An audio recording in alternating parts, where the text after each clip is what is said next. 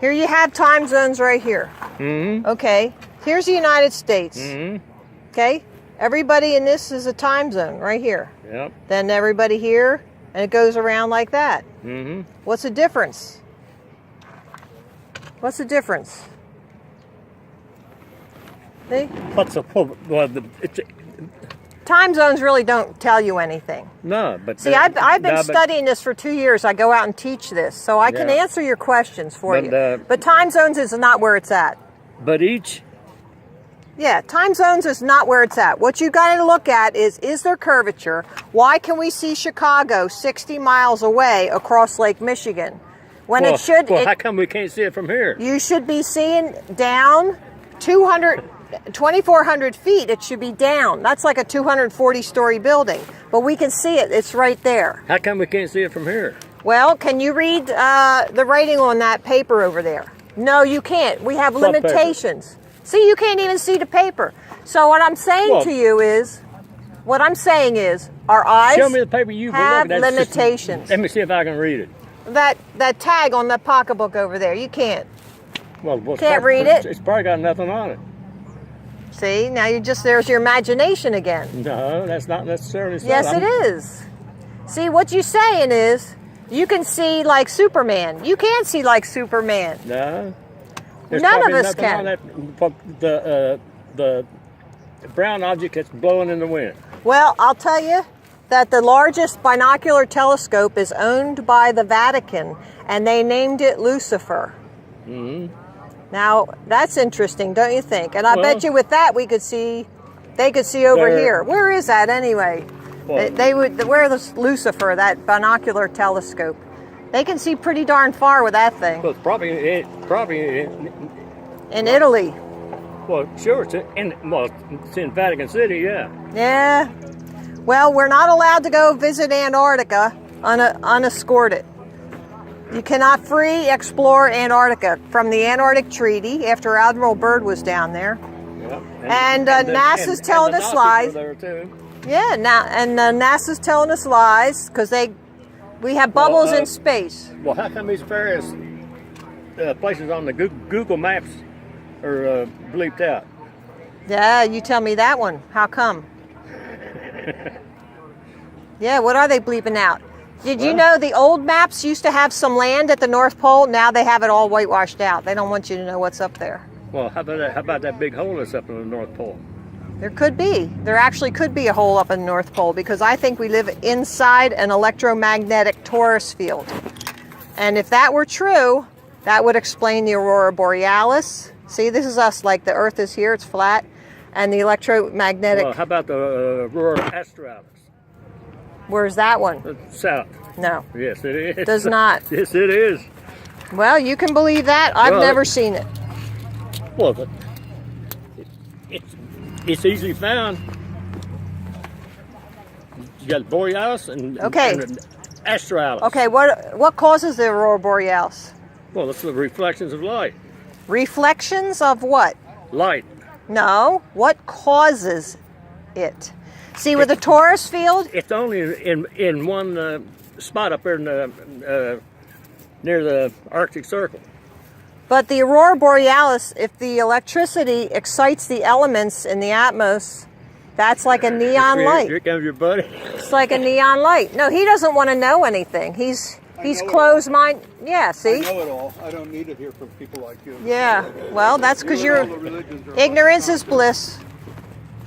So, you know, the aurora borealis is caused by electricity, exciting like a neon light. How come you've never heard of the aurora australis?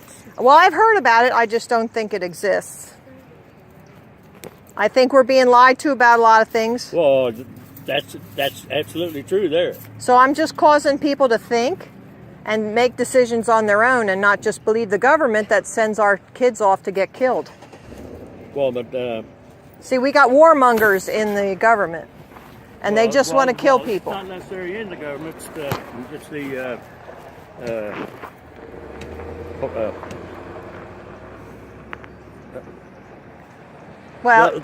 lobbyists, yeah. It's the military-industrial complex. Because war makes wealth. Yes, right. So why are we doing that? Why aren't we saying no? You know, they're talking about going into Iran now. Well, Why are we doing that? Your guess is as good as mine. Okay, well then why don't we stop it and say no? Well, do you know what Iran's doing in the world? Do you? Yes. No, all you know is what the government tells you. The government's not telling me anything. So you know people personally in Iran? No. Then you've been to Iran. No. Then you don't know shit. No, but that's not true. That is true. You don't know. You believe what you believe. No. I believe what I know. I don't know, but they have never come and attacked me. That's what I know. Isn't it best to be prepared before? Yes, it's best to be prepared. And if they come over here, then we will stop them from coming on our land. That's not necessarily so. Why not? How about they take the first shots and blow Washington, D.C. off the globe? I think blowing up D.C. might be a good idea. Well, that's absolutely true too. I couldn't disagree there. But all kidding aside, I don't think anybody's going to come here and attack us. Why? Because the governments of the world are all. What do you think are building up? I'll answer your question, but you got to let me talk, okay? So all the governments of the world are together on this, except for like Libya and Gaddafi. Gaddafi was a good man. Up to a certain extent, yeah. He was a good man. He took care of the people there in his country. He built the man-made river. So that's he built the man-made river. And what did we do? We sent people over there to kill him, and then we blew up the man-made river. Why in earth would you ever blow up something that could help people? Why is that? There's no excuse for that. None. Well, do That's like do you know what the military strategist? I don't care. It's wrong. What they're doing is wrong. It's like burning somebody's wheat fields. Why would you do that? Scorched earth. Why would you do that? That's hurting people. Well, who's doing that? We are. We bombed the man-made river. It's the same thing. It's the same thing as burning somebody's food. Yeah, it is. That's going on with ISIS right now. That's it. Well, you know what ISIS is? ISIS is a boogeyman. They had to create a boogeyman so we would be afraid of something and trust our own government. That's what I'm saying. And our government's lying to us about this. Who created ISIS? I think all the governments that are in cahoots with each other. Obama. No. Yes, well, who was Obama? That was his pet project. Well, who was Obama? I mean, he was our president, right? He was our government, right? Yeah, but who all voted for him? Him and his boyfriend, who was called the first lady. First lady, yeah. Yeah, well, she was not a lady, I don't think. No, she's not. Yeah, I definitely agree there. I've seen too many revealing pictures. Yes, I know. I mean, So that's they're one of the biggest trying to ever pulled on this country. Well, that's not the biggest. I think this is. I think this is an interesting idea that you need to study yourself and decide for yourself without anybody telling you. If you think the Earth is flat, I mean. Yes. I do. Why is that funny? Because the government has already pre-programmed your mind to believing that anybody who says flat earth has to be a religious fanatic. And I'm not a religious fanatic. I don't even bring up the Bible unless somebody else does. Okay. So I'm just telling you, here's the facts. Why is Venus round? Well, lots of things are round. Here, I'll tell Mars. you. Here's round. That's round. But it's not a sphere. Well, the Earth is not a sphere either. That's correct. The Earth is not a sphere. It's kind of egg-shaped. No. Excellent. No, yeah. Don't tell me that either. Yes, it is. No, because then what's his name said it was pear-shaped. So then you know what that means? That picture from space is a lie. So is it the pear-shaped or elliptical? No. So then this is a lie, correct? How about you can't? No, you answer that one question. It has to be one way or the other. Is it pear-shaped here? That's on NASA's website. So you decide, what's it going to be? Is it going to be perfect frickin' circle or is it pear-shaped? That's what NASA puts out. Now, who's lying? You tell me who's lying. Before we get on to any other subject, you must answer that. Because then I'm not going to dismiss what you say. Well, because you're not your talking opinion? truth. I No, got it's my not an opinion. opinion. You just said pear-shaped, and there it is on the website. So what is it? What is it? One or the Pear-shaped. other. It's pear-shaped? Then you go tell NASA they're lying. Yeah, okay. Okay? You can't not have it arguing both with you ways. anymore. Yeah, you can't have it both ways. I'm You not can't. asking to have it both ways. Yeah, you did. It is what it is. Yeah, it's pear-shaped, then NASA's lying. It's not a complete pear. Oh, so now you're going to tell your No. mind that no matter what my government says, I'll believe them. Even if I have to lie to myself. Is that what you're going to say? No. Have a nice day. You too.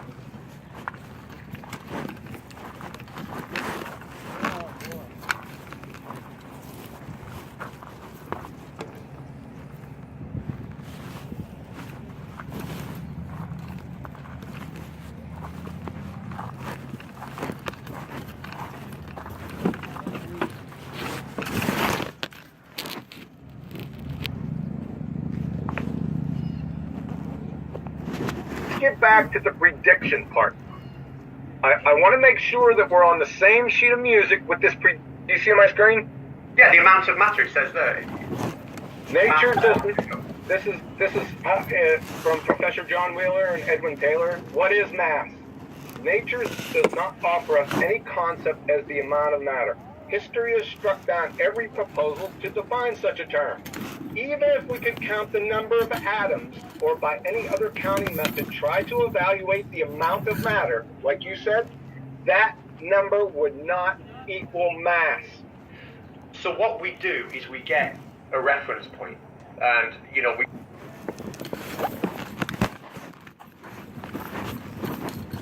Hi there. Hello. Did you ever hear this subject before? What is it? I teach the science behind the flat earth, which is, you may have that and take it home if you want to look at those 10 things in there. We do not live on a spinning ball. It's actually a flat plane, and there's a picture of what the map looks like. This is what all these world organizations use, that flat earth map, but they leave off Antarctica because the North Pole's in the center and Antarctica goes all the way around the outside edge. Okay. That's what holds things from falling off. That's what holds in the oceans. Now you see that water's always flat on the top, isn't it? No matter if you turn this, you could put it upside down. Right. So flat, yeah, so all these oceans are connected with each other, and they go all around the plane, and they're flat, so the Earth is flat. And no matter how high you go, the horizon is always at your eye level. You could be in an airplane or Mount Everest. Yeah, you got gravity holding it down. Well, now gravity says, the definition of gravity says it pulls to the center of the ball, correct?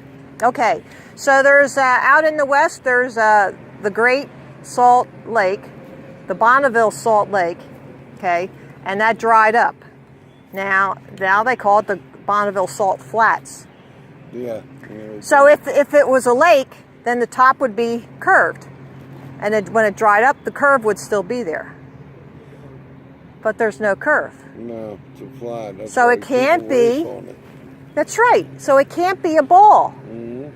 And we have many other examples, like Lake Baikal in Siberia, which is 400 miles. The Suez Canal, 100 miles of flat. Salar de Uyuni, 100 by 80 miles. It's all flat, perfectly flat. In Salar de Uyuni, when it gets an inch of rain, the whole thing is covered with an inch of water. So that proves that it's flat.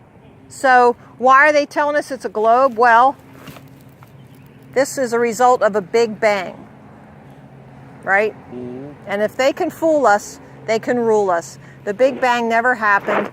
We were created. This was created. It's a created thing. By whom? You figure that out. Yeah, right. I don't teach that. But it is created, and it actually works. It's like a terrarium kind of a thing. Mm-hmm. And they are using us and taking our resources. We should have free electricity. And Yeah, the originally government... They planned on it coming out through the air. Exactly right. Yeah. And we should all have that. Tesla said. Because they couldn't make any money off it. That's exactly right. So you are kind of aware of some of Yeah. these things. Mhm.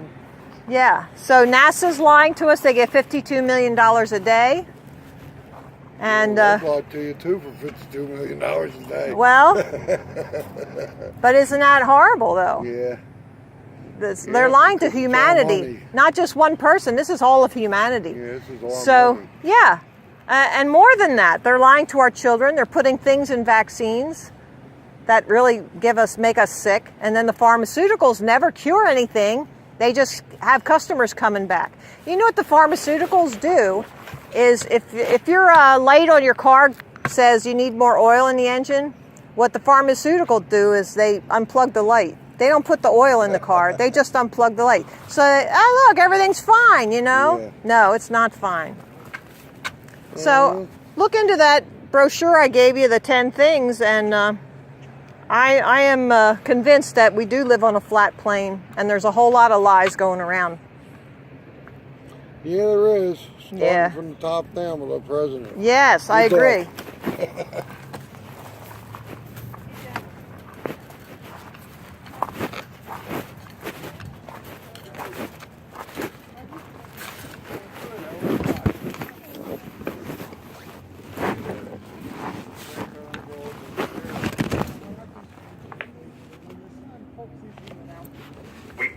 We get our and there's standard 1 kilogram masses that are out there. We slapped a number 1 kilogram on something, and we essentially say anything that has twice the mass of this is going to be 2 kilograms. Anything that has half the mass is going to be 0.1 kilograms. Yeah, but it's not a actually reference mass. Because you haven't defined it yet. I know where you're going with this. I got you.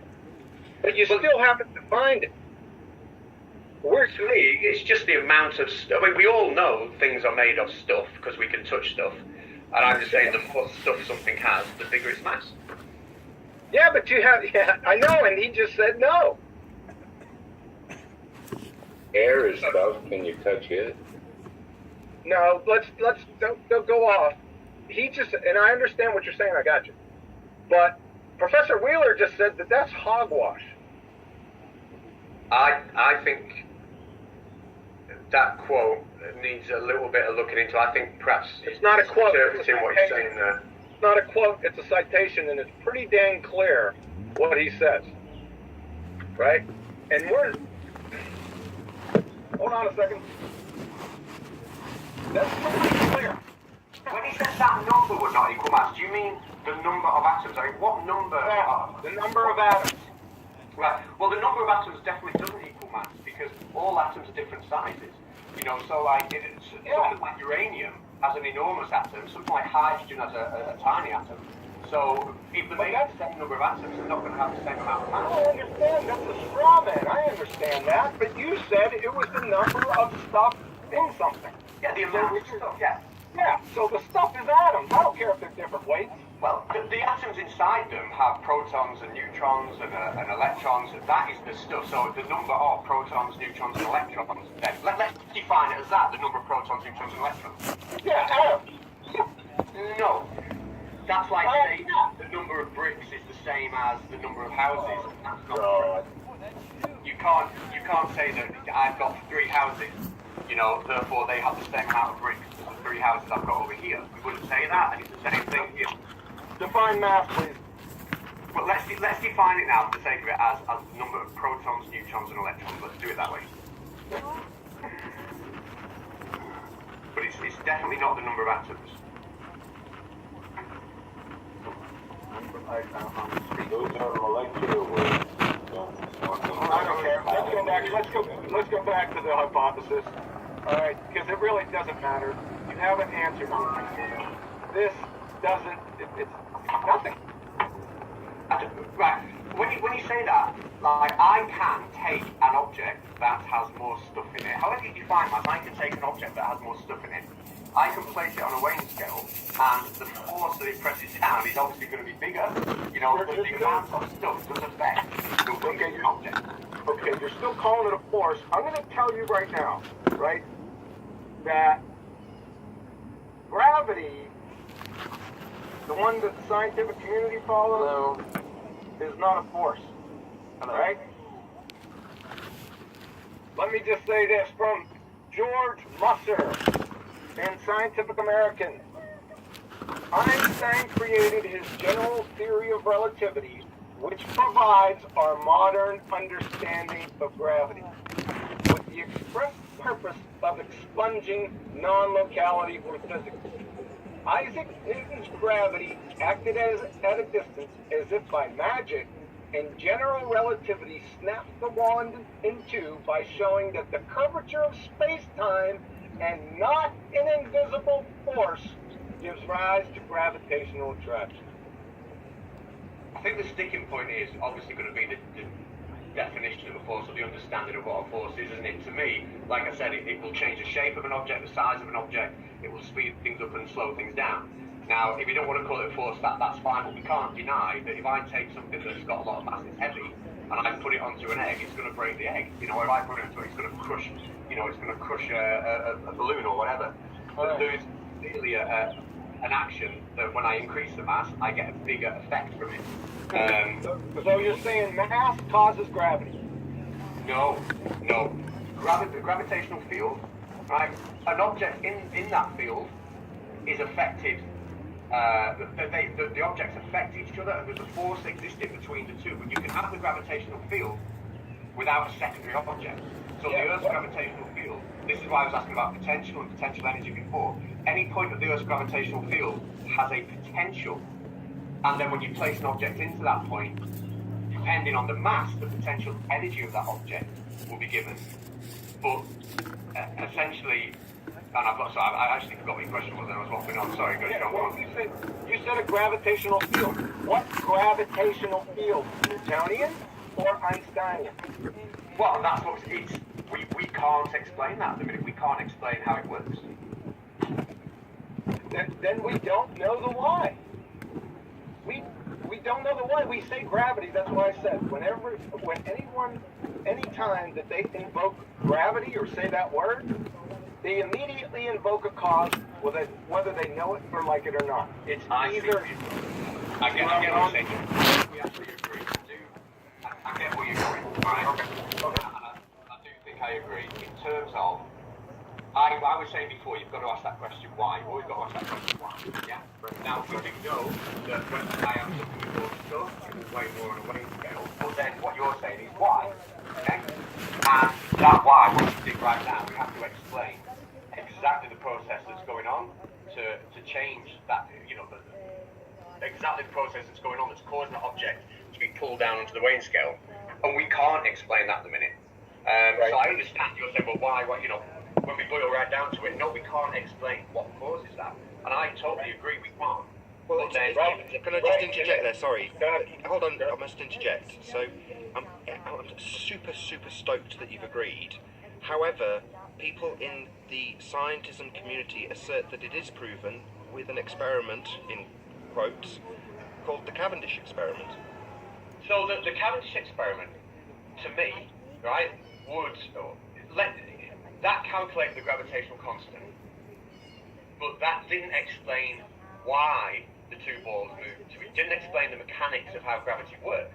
What it did is it gave us something to allow us to constantly make accurate real-world predictions and applications that will work time and time again. But they're not predictions. They're not scientific predictions. Well, when I said what I mean is, I like the predictions I make in the lab. If I decide to change the mass of an object I'm going to drop from the ceiling, I know exactly the speed it's going to be traveling at when it hits at the floor, and I use gravitational constant for that. So the number that came out of it does have a use in the real world. But no, I would never sit here and claim that anybody knows exactly what that mechanism is, exactly what that process is. But what I can say is that it is definitely distinguishable from density, and it's not density. Yeah, well, I never claimed it was density. I don't know. I can't explain it because I can give you an explanation, but in science, the explanation has got to be accompanied by experimental validation. It sounds as though we're pretty much saying the same thing. Somebody's echoing real bad. Is that my mic? Is that my mic? No, it's Mona Lisa. Is that Mona Lisa in there? It sounds as if we are saying exactly the same thing, and I exactly what you said then is what I said before. We always have to go on and ask that question why afterwards. We've always got to do it, and we've got to keep on asking why.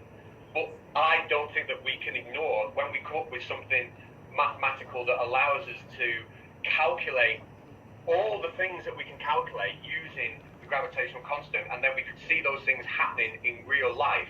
See, you call it gravitational constant. Well, that's the name of the constant. Now, whether we could call it whatever, the name's relevant, but that mathematics does prove to be true. Whatever you call it, but that doesn't. I've got to stop you. I'm really sorry to interrupt. I'm really sorry, but it does matter because there are connotations that come along when you call it gravitational. That means something. So, to me, and I think I'm getting what I think I get what you're saying. Okay, I think when you hear gravity, are you thinking of like a process, a procedure, some kind of like physical process that we claim to understand? Is that what you mean? No, I mean that the connotations attached to that word are either objects of math, but either Newtonian or Einsteinian, and both involve balls, the Earth, spinning through an infinite space. They're both wrapped around the same bullshit. Right, so you're linking it to the. Would Al agree with Professor Reese here? Are you seeing my screen here? Yeah. What causes gravity and mass? Yeah. These questions still baffle all of us, right? Absolutely, they do. Yeah. So, according to Professor Reese, does mass attracting mass cause gravity? Nope. According to Professor Reese, does space-time cause gravity? Nope. See what I'm saying here? There's built-in contradictions. Once you dig underneath the surface, they already know it, right? He's just telling you straight up right here, right? Well, I mean, I'm saying exactly the same thing. We can't explain what that process is, and go back, 100 years, 200 years, we couldn't tell you what the speed of light was. There's lots of things we couldn't tell you. I just want to tell you now how it works. But we don't have to. There obviously is something that causes objects to have a weight. No, go ahead and let Al finish. No, go ahead, Al. You finish.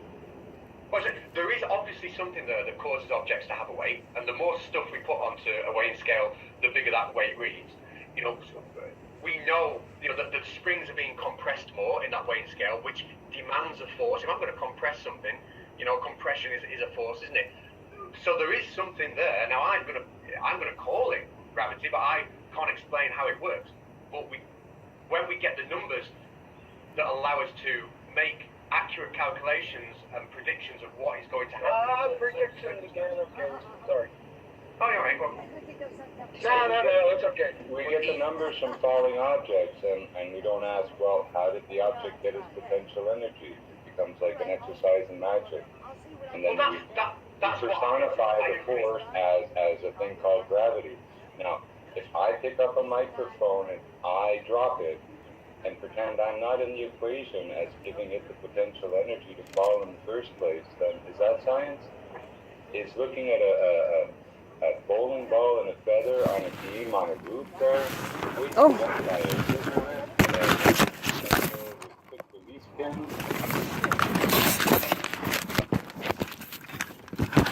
Hi. Did you ever hear about this before? No? I can give you one of these you can take home and look at. There's 10 things on there that you can look at. But the Earth is flat. It's not a spinning ball like this. Sounds strange, doesn't it? Yes.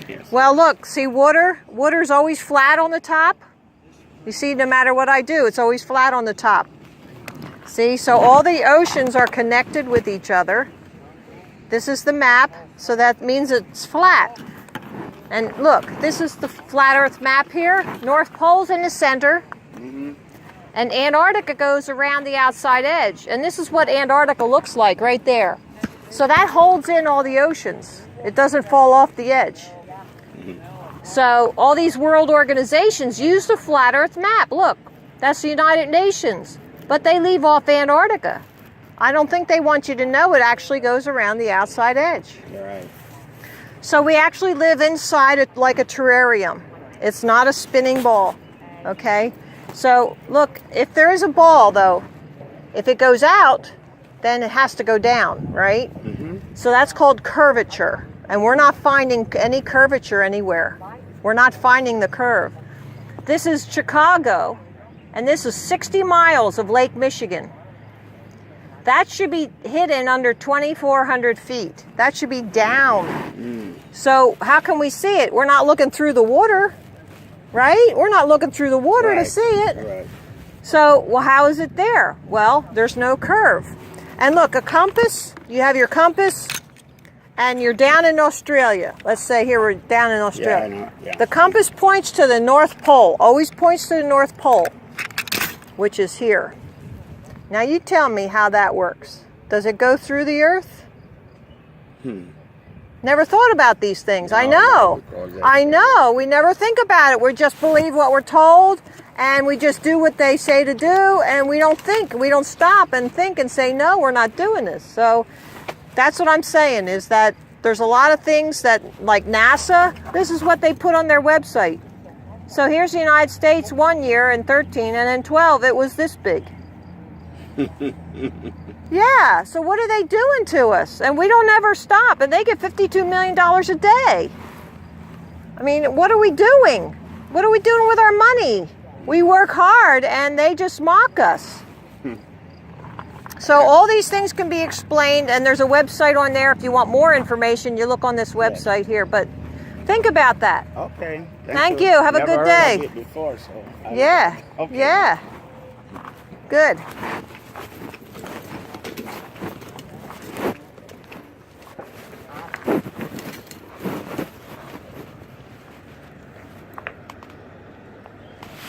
Whether you add a red herring of evacuating all the air and making it a vacuum and dropping these objects, the people who raised them up there and positioned them there and gave them that potential to fall, not count.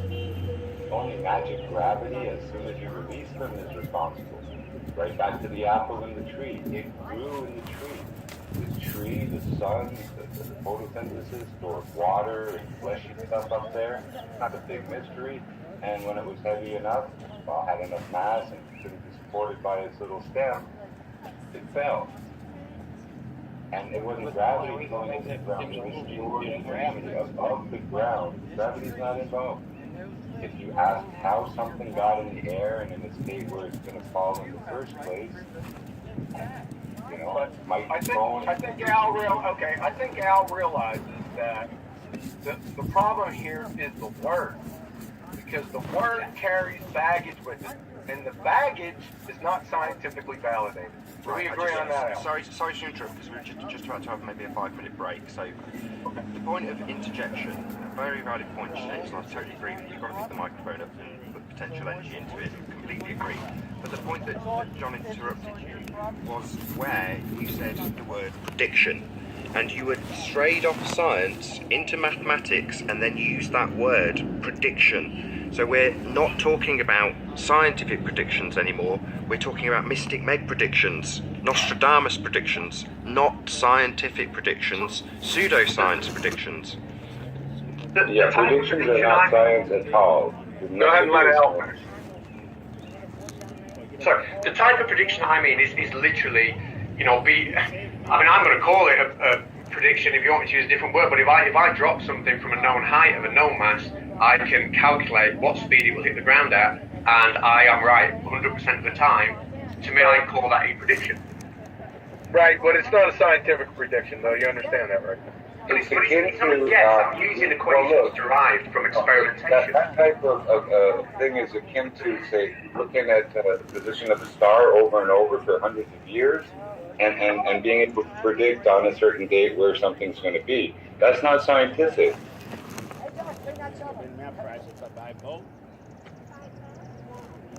But it's prediction.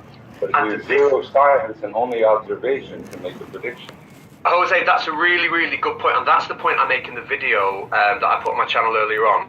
That the reason that the maths, the equations I'm using to make those calculations, to make those predictions, use data that have come from Eratosthenes, that have come from the Cavendish experiment. It's not an experiment.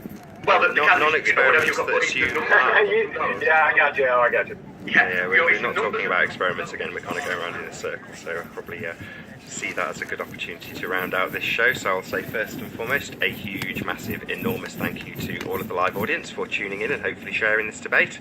And of course, a massive thank you to all of the debating panel for making this debate possible. If you hated the show, then you know exactly what to do. But if you liked the show, maybe consider subscribing or sharing with a friend. Nathan I've been Oakley, Nathan I and I'll like this see you show. all I think you in did a good the job. next video. I like the logical thought. What a lovely day! I liked this show, Nathan Oakley. I thought it was good.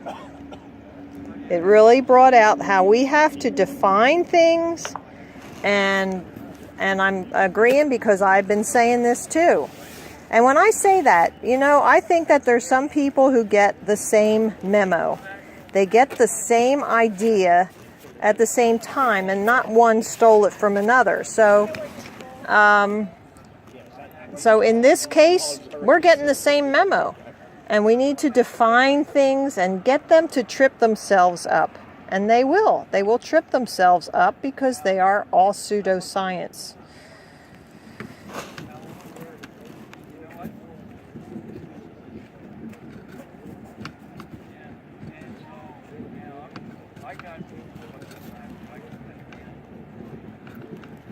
Well, I can't wait to go home and relax. Are you going to pack up now? What time? What time is it? 11 or something?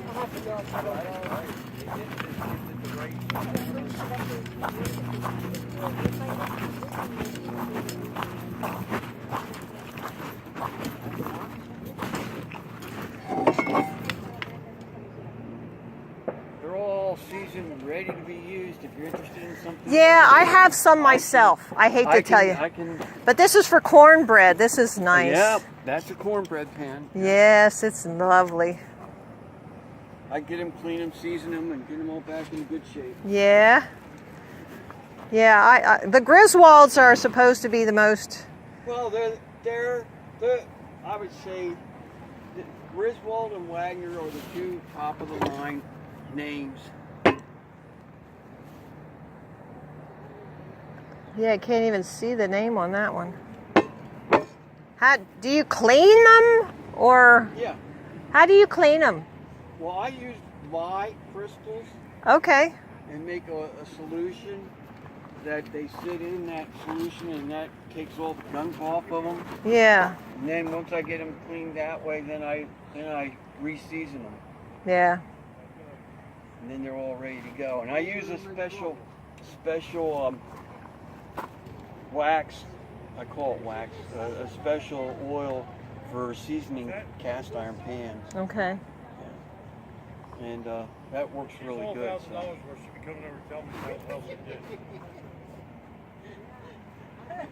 Yeah, Joe said she was going to pack up. I'll just hang around until everybody's done. Yeah. I'm probably going to start shortly. This is Carnival glass. Yes, it is. A punch bowl. Now that wouldn't hold a lot. That's 2 pieces there. Yes. Yes. And I have the Early American Press Cut series. Do you know what that is? Yeah, it has like a Star of David on with the pattern, in the pattern. So I have like 300 pieces of that. Oh my goodness. I know. Well, that helped me through my divorce. That was my therapy. I would go out to yard sales, pick up a piece here or there, like just looking for it gave me something to distract myself. Yeah. And then I said, well, I got to get this all in one spot. So I had a table down the basement, and I started bringing it from the attic, from the basement, from wherever I stuck it, you know. Ended up with 300 pieces. Wow. I know, isn't that funny? Oops. Okay, I've done shows right out the church. It was small.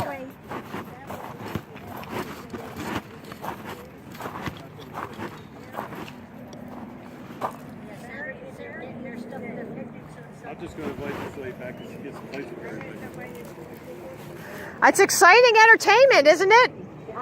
Hey, I had a couple of good ones. Yeah, well, I know that older guy is really going to think. And is he with your fire company? Yeah, fire company. Yeah, he knew everything I was talking about. Was he just agreeing or for no reason or what?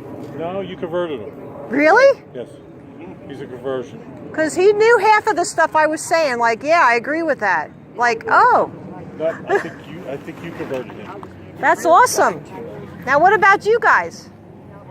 I'm going with whatever I'm going with. That's the youth talking. They don't want to fight with the government. I'm not going to fight with the government. Yeah. Nor am I going to fight or team up with them. I'm on my own terms. I love the country, the government, who cares? Yeah, that's a good idea. Do what I want. That's good. I worry about my little space. Your little round or flat. Well, lay off that jelly, because that space is getting bigger. That space has actually dropped 15 pounds. Oh, good for you. I was really sick a few years ago with the thyroid. My thyroid stopped working. Oh, my mom blew up had the to same over thing. 300 pounds. My face. I had pictures of it when my cell phone died. I was like a pumpkin. And then when they figured out it was my thyroid, the weight dropped. I hit a certain point I couldn't get any lower, even with medicine. Yeah. I finally broke through that where I couldn't get any lower and dropped 15. Good. But it's, Good. it's tough because And the doctor says the older we get, it's harder. that, and because that thyroid issue, I just hit that certain wall and just can't. I'm constantly watching. I mean, I have to step on the scale a lot because I go up 5 pounds in 3 days. You know, I can. That's a pound, and I hear her for a week. She's funny. She's a pistol. I like her a lot. I think she's pretty cool. She's a 5th degree black belt. She used to be a deputy sheriff prison guard, so she's expert with told me firearms. that. Yeah. And I make a mistake. I taught her how to shoot. And she's an expert with knives. So when my wife gets mad, you gotta watch. Yeah. In fact, one time she was on a warpath in the house. I walked in the house, she just turned it towards me. So I go back to him. I said, "Dude, why didn't you call me or text me? I thought we were buds to tell me Mom was on a warpath." His answer is, because I knew as soon as you walked in the door, she stopped hollering at me and started hollering at me. I looked up and said, "All right, you win. You got me. I can't argue that fact." That's funny. Oh. My wife's like a slow burner. Once she gets mad, she stays mad all day. Well, you got to figure out, maybe there's something that you can do to get her to like change out of that. You can't. You like her that way. No, I don't like her that way. That's her nature. She's Well, German. no, well, I'm German too, So but that's the problem. you We're both Germans. Her maiden name's Schultz. My last name's Kless. my mother was a Ditzler. My grandfather was born and raised in Germany. Came over like late teens, late 20s. So We're very driven people, so that's a good thing. we get two stubborn people like we're both. We'll argue that this is. I'll argue this is red. She'll argue it's green. Even though it's blue. I know what. Neither one of us will deny. You got to keep thinking. You'll figure out something. Figure it out. Yeah, there's always a way. Yeah. There's always a way. Figure it out.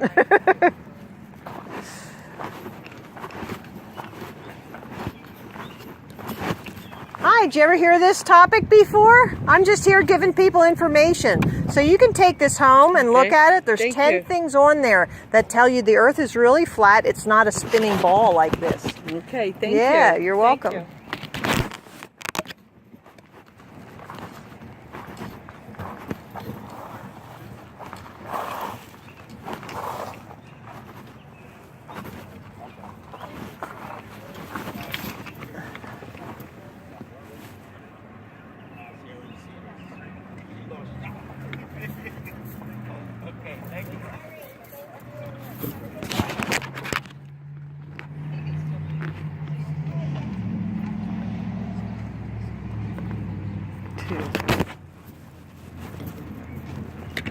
Hello. Hi. How are you? Fine, thank you. A little warm today. Yeah, a little warm. Yeah. So you're probably, are you interested in science at all? What? Well, there's 10 things on here that you can look at and you can say, well, is that true or not? Oh, okay. Well, Yeah, look at when you that. have spare time, Thanks. look at that. Thank you. You're welcome. Thank you. That's, But see, water is always flat on the top, isn't it? yes. No matter what you do, you turn it, it's always going to be flat when it's at rest. Yes. So that's just like a level. So the level says the horizon is always at your eye level, no matter how high you go. And that says that there's no curve. It doesn't curve down and away. So it can't be a ball. That's what we're saying. Oh, all right. Now I. Yeah, it can't be a spinning ball.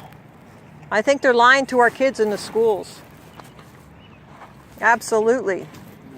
Hey, Sarah, would you like one of these? I never thought of that. Never thought of that. I know, a lot of people, they just believe the school and, you know, like they're telling the truth and they're, it's all right. They're really not telling the truth. So we wonder why we're all messed up, you know? We're not. We're right and the government's lying. Have a good day. Thank you. You too.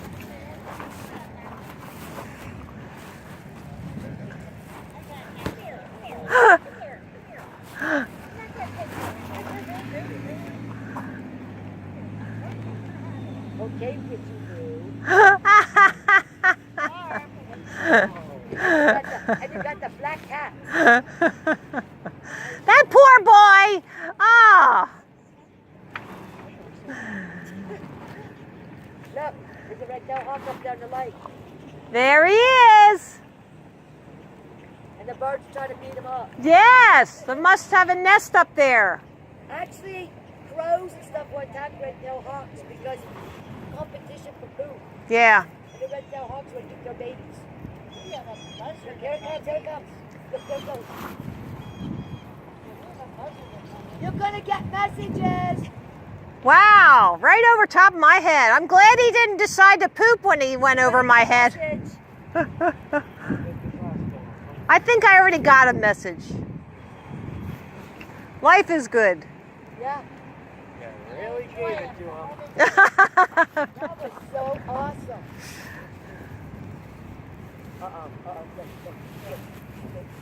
Ah!